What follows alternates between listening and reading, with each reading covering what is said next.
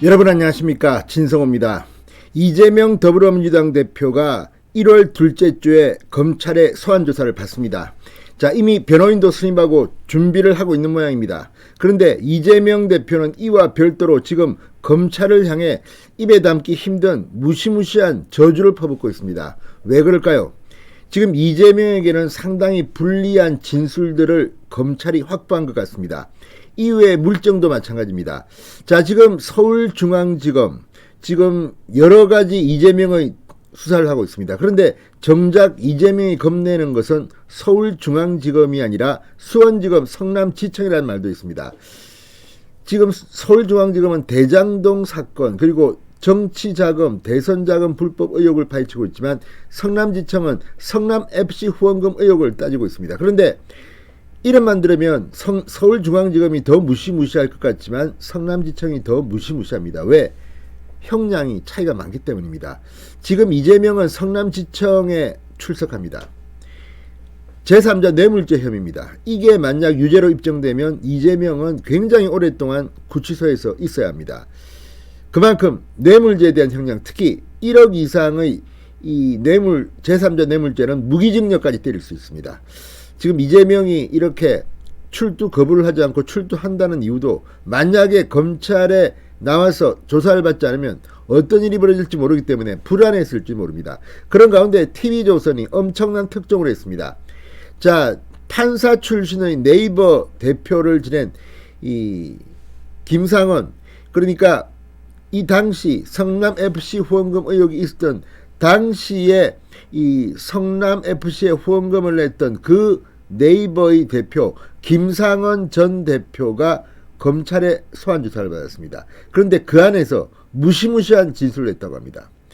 이재명에게는 악몽 같은 일이 지금 진행되고 있습니다. 뭐라고 했을까요? 그리고 왜 이재명은 계속해서 검찰에 대해서 입에 담기 힘든 공격을 퍼붓는 걸까요? 그만큼 이재명은 이제 곧 처리될 것으로 보입니다. 진성호의 융단 폭격 시작합니다. 이재명 더불어민주당 대표를 융단 폭격합니다. 방송에 앞서 아직 진성호 방송에 구독자가 아니신 분은 붉은색 구독 버튼 눌러주십시오. 더 좋은 방송으로 보답하겠습니다. 자, 애당초 경찰이 이재명을 검찰에 송치할 때 두산건설 때문이었습니다. 두산건설의 대가성 후원금, 그러니까 50억 원을 후원했는데 이 두산 사옥을 짓습니다. 용도 변경을 해서 병원 부지가 이 사업 부지로 변합니다. 뭐 수백억 수천억을 특혜를 받다는 그런 보도가 잇따랐습니다. 자, 그런데 이 두산건설뿐이 아닙니다. 당시 성남FC 후원금을 낸 데는 현대백화점, 차병원, 네이버 뭐 여러 곳입니다. 그런데 검찰은 이중 이 네이버와 차병원도 주목하고 있습니다. 두산건설만 있는 게 아닙니다. 특히 네이버가 제가 볼 때는 가장 이재명의 범죄를 증명하기 쉬운 곳일지도 모릅니다. 네이버는 다른 기업과는 다른 방식으로 후원금을 냈기 때문입니다. 그 뒤에는 판사 출신으로 법률을 잘 아는 당시 대표 김상원이 야, 이거 뇌물죄 될 수 있다, 이렇게 하면 안 된다, 이렇게 반대 의견을 냈던 것으로 보입니다.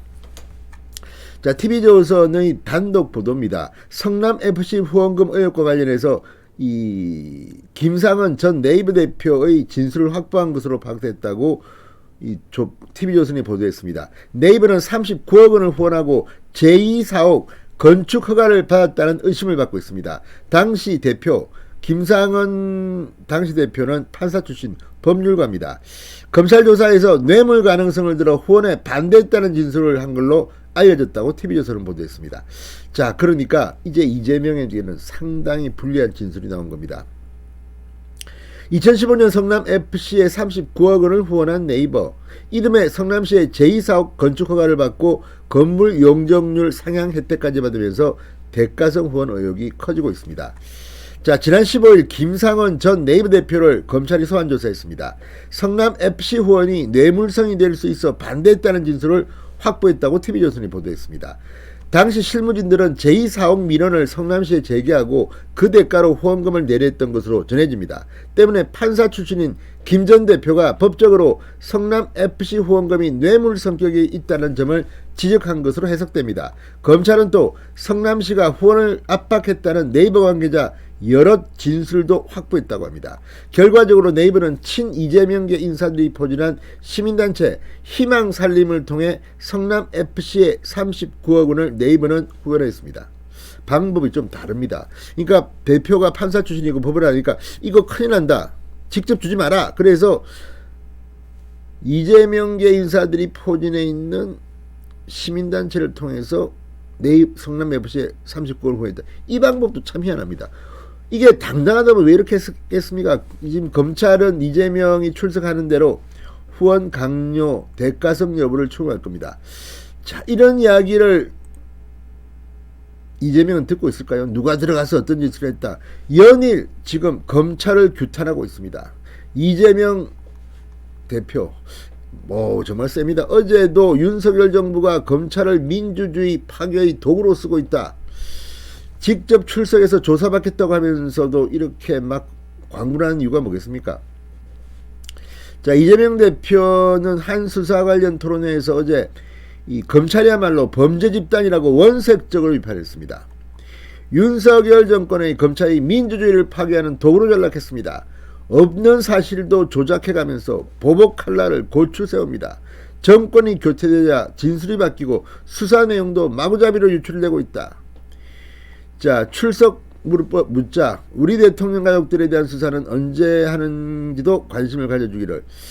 자, 아무튼 지금 이걸 보면 이재명 대표 상당히 격앙된 것으로 보입니다. 이재명은 이런 충격적인 행동 검찰에 출석하면 다 확인될 겁니다. 진성호의 융단 폭격이었습니다. 여러분 감사합니다.